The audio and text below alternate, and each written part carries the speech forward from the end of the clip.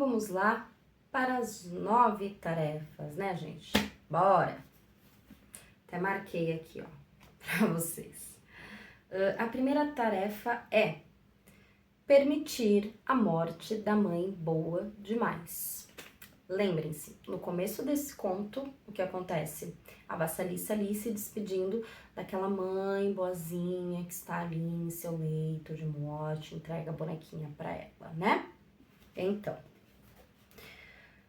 as tarefas psíquicas desse estágio na vida da mulher são as seguintes: aceitar o fato de que a mãe psíquica protetora, sempre vigilante, não é adequada para ser um guia para a futura vida instintiva da pessoa. A mãe boa demais precisa morrer.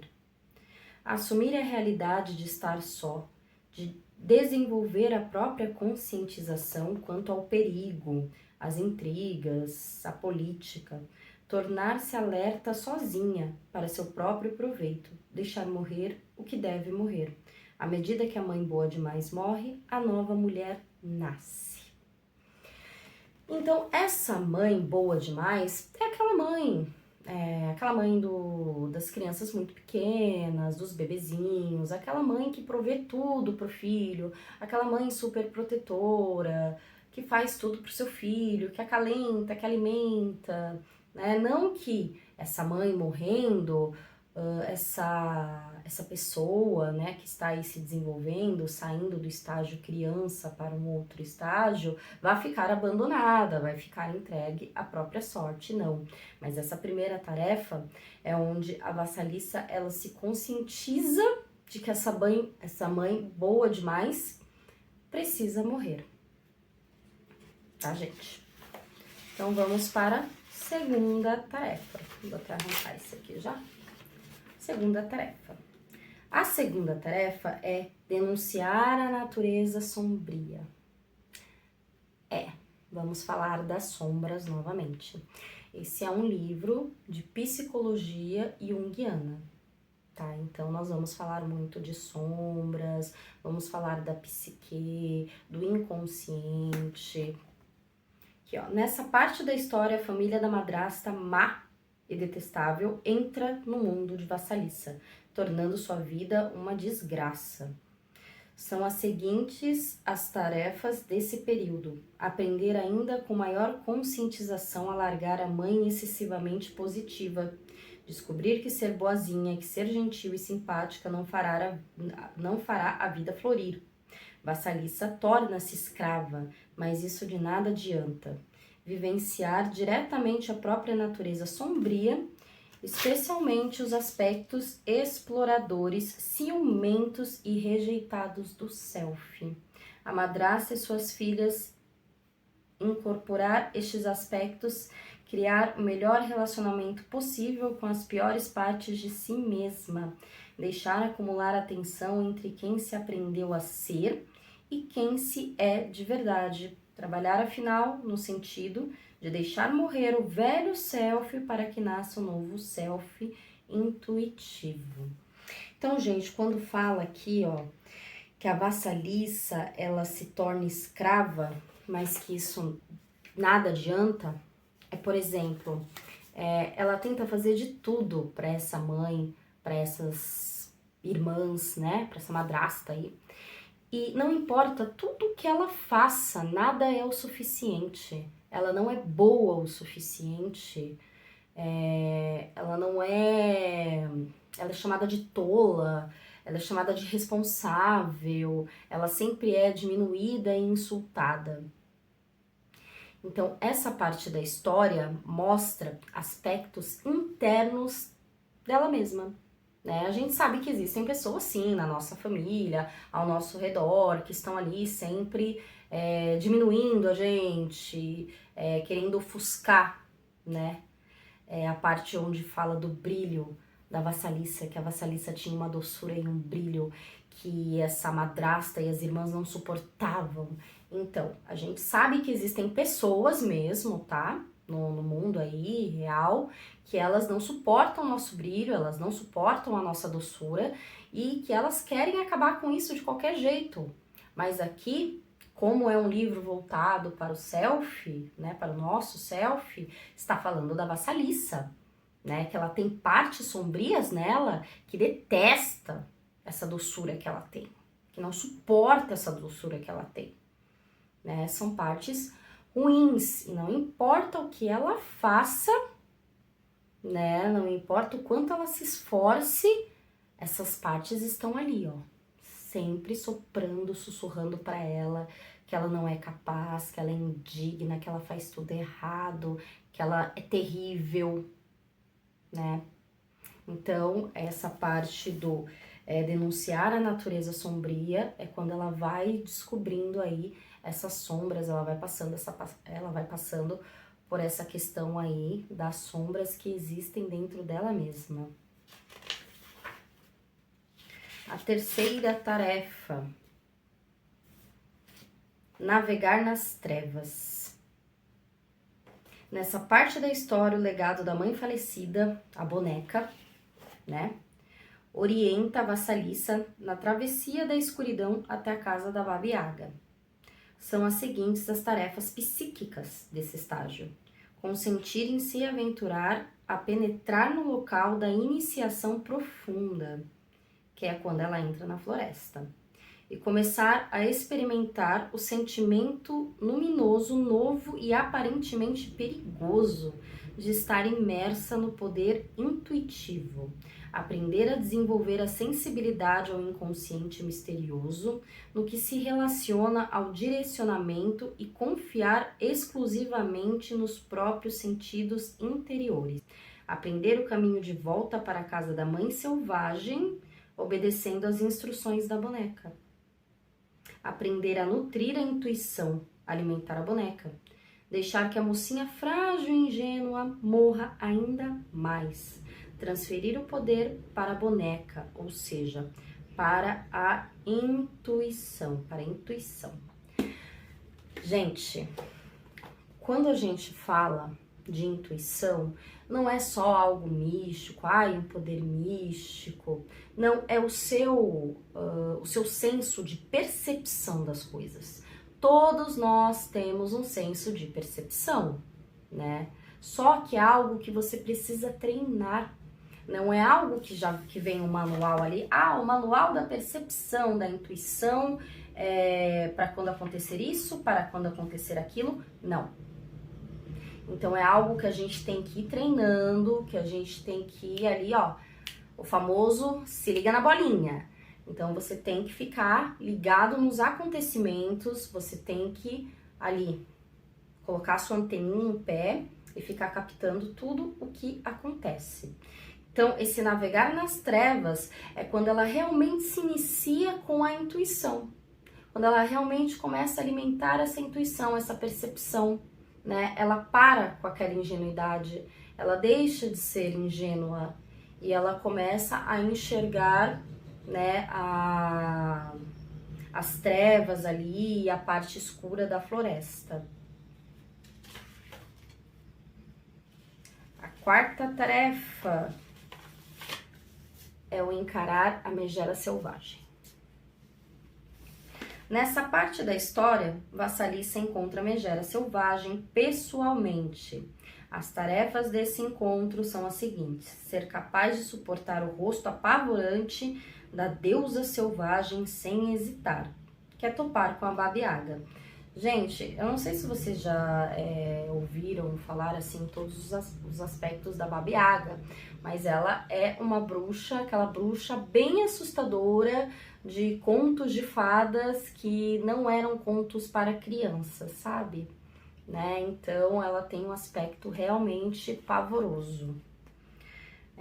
Familiarizar-se com o mistério, a estranheza, a alteridade do selvagem, residir na casa de Baba Yaga por algum tempo, adotar nas nossas vidas algum dos seus valores, tornando-nos, portanto, também um pouco estranhas, comer seus alimentos, aprender a encarar um poder enorme nos outros e, subsequentemente, nosso próprio poder. Permitir que a criança frágil e boazinha em excesso vá definhando ainda mais. Essa megera selvagem, na verdade, ela é a honestidade, ela é aquela verdade nua e crua que todos nós precisamos nos deparar. Por isso que ela tem esse aspecto pavoroso assim. Porque hoje em dia as coisas são muito enfeitadas, né? Nada é tão real assim. Então tá tudo enfeitado, tá tudo muito ilusório aí fora. E quando a gente se depara com algo que é extremamente real, choca, apavora a gente, né? E é quando a vassaliça ela percebe que dentro dela existe essa honestidade, né? Mas você percebe no decorrer da história que a Baba Yaga, por exemplo, ela não, por mais pavorosa que ela seja, ela não ataca a vassaliça, ela não engana a vassaliça, né? Porque nós estamos falando aqui do aspecto honestidade. Então, quando ela fala para a vassaliça que ela vai entregar ali a tocha e tudo mais, né? Ela entrega, porém, ela pede que a vassaliça faça as tarefas.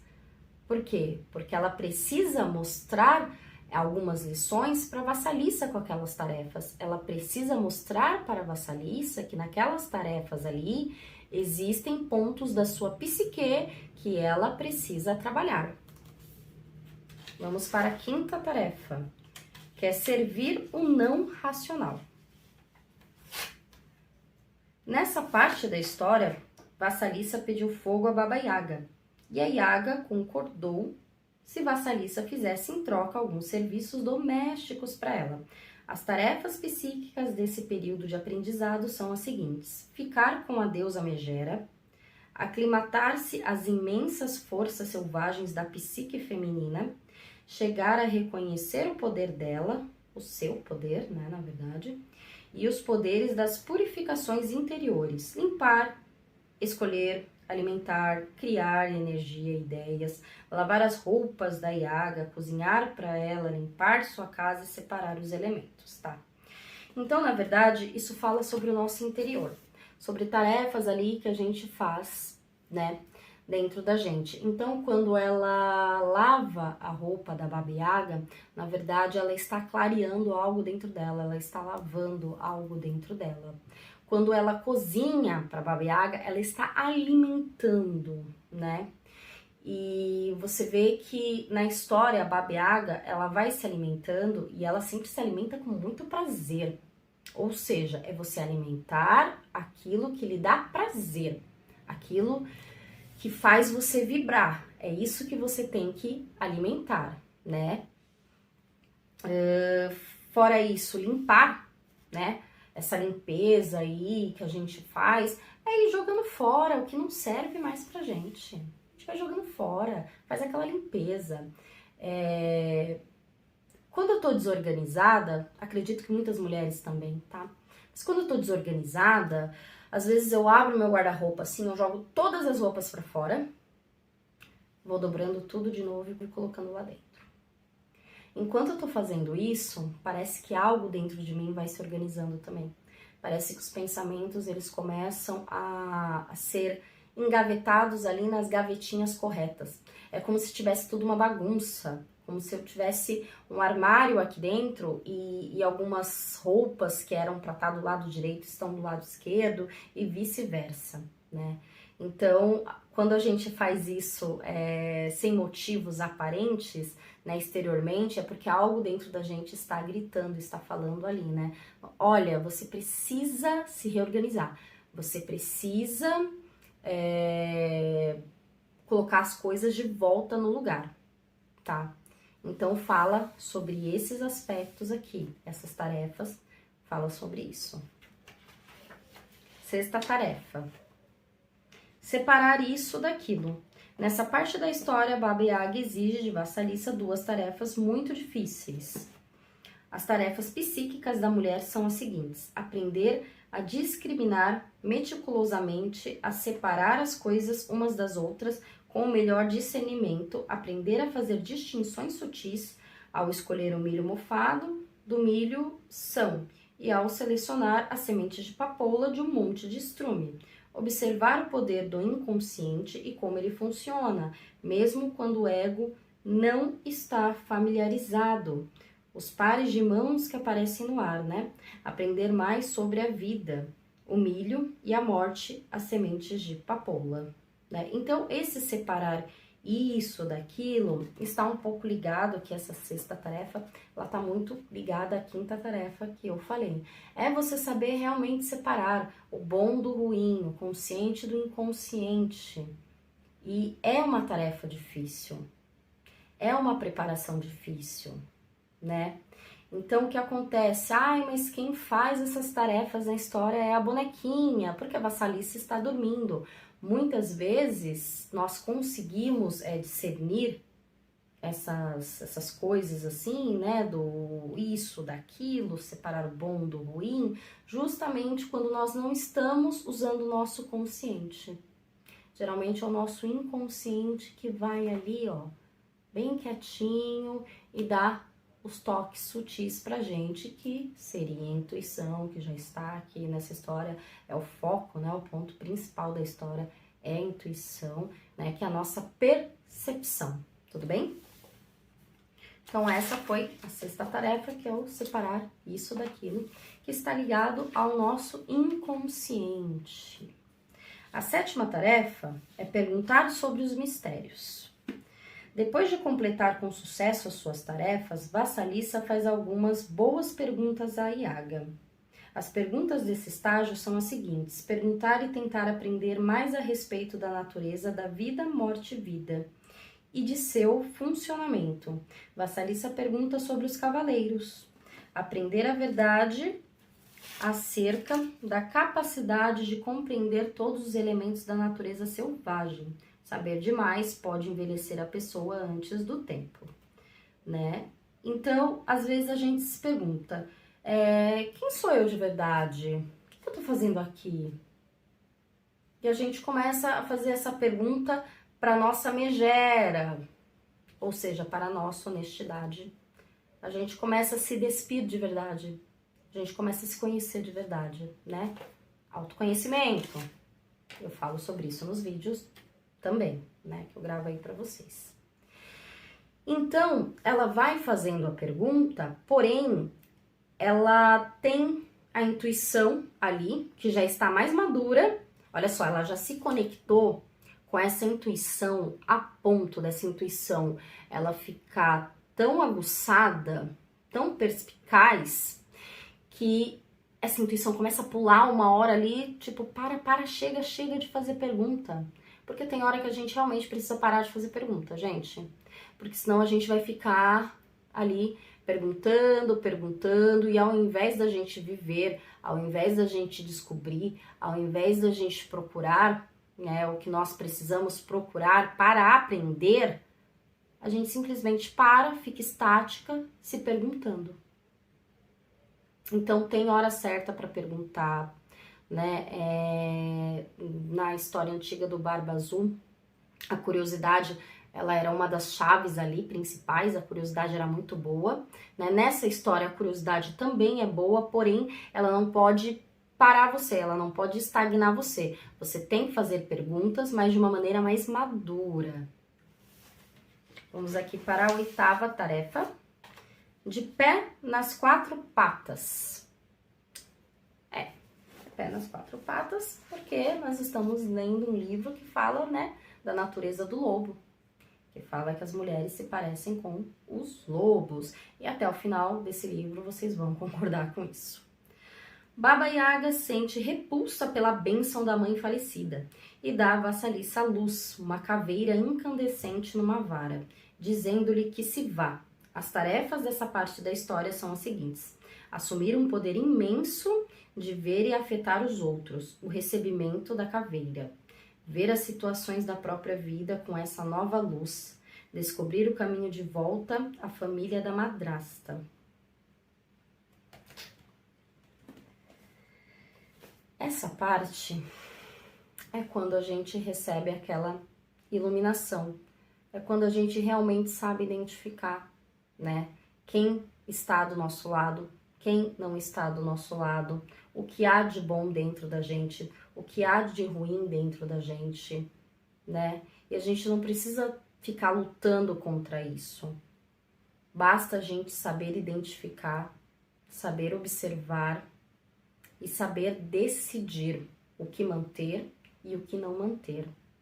Então, é algo que, quando a Vassalissa chegou lá, ela era uma menina completamente ingênua, ela não sabia de nada, a mãe boa tinha acabado de morrer, ela estava ali fazendo um monte de tarefas, se escravizando por pessoas que, para essas pessoas, a Vassalissa não era boa em nada. E quando ela chegou ali, que ela começou a encarar a megera de frente, que ela não fugiu, que ela começou a aprender, que ela começou a treinar aquela intuição, aquela percepção, foi quando ela ganhou essa luz. Então foi quando ela pôde voltar tranquila para casa. Ela pôde voltar com mais consciência, com mais segurança, mais madura, né? Ou seja, ela já voltou uma mulher que não vai se deixar abalar por qualquer comentário, por qualquer opinião, ou por exemplo, dela falar, eu gosto disso aqui, e uma pessoa simplesmente diminuir aquilo. Falar, você gosta disso aí, mas isso aí é uma besteira. Larga isso aí, ninguém mais gosta disso aí. Ela vai falar, não, mas eu gosto, eu. Entende? Então, ela ganhou esse poder, que é uma iluminação, é uma consciência do nosso self que nós precisamos atingi-la o quanto antes. Essa foi a 8ª tarefa. A última tarefa, a 9ª tarefa, fala sobre reformular a sombra. Então, Vassalissa volta para casa com a caveira incandescente na vara. Ela quase a joga fora, mas a caveira a tranquiliza, lembra? Ela ficou com medo, queria jogar a caveira fora, mas a caveira falou, opa, peraí, aguenta mais um pouquinho. Uma vez de volta a casa, a caveira observa a madrasta e suas filhas, queimando-as até reduzi-las a cinza. Vassalissa tem uma vida longa e feliz daí em diante, né? São as seguintes as tarefas desse estágio. Usar a própria visão aguçada, que são os olhos incandescentes, para reconhecer a sombra negativa da nossa própria psique, os aspectos negativos das pessoas e acontecimento do mundo exterior, bem como para reagir a eles. Reformular as sombras negativas da própria psique com o fogo da megera, a perversa família da madrasta que anteriormente torturava a Vassalissa é reduzida a cinzas. Então, assim, o que a gente pensa ao ler isso?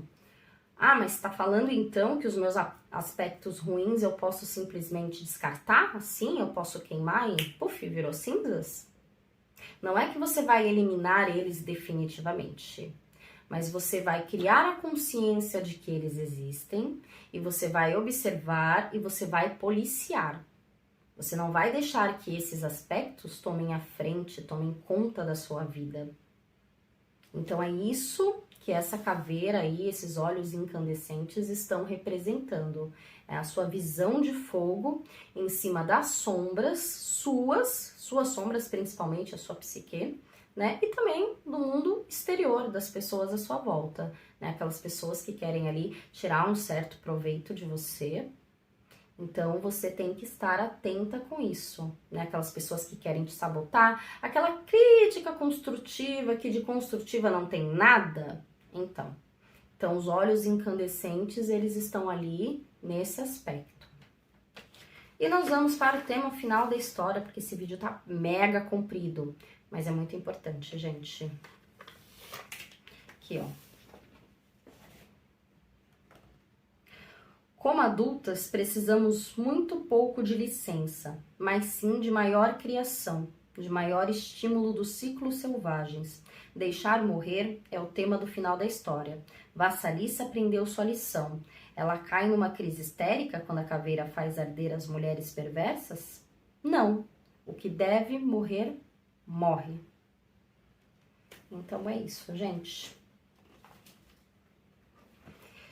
Essas foram as 9 lições que a Vassalissa aprendeu aí, as suas 9 tarefas, né?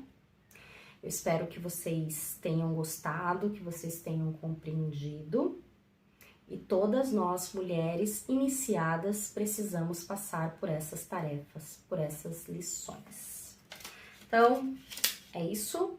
Aguardem a próxima história, que será o 4º capítulo, tudo bem? Super beijo, obrigada, gratidão por ter ficado comigo até agora aqui. Até mais!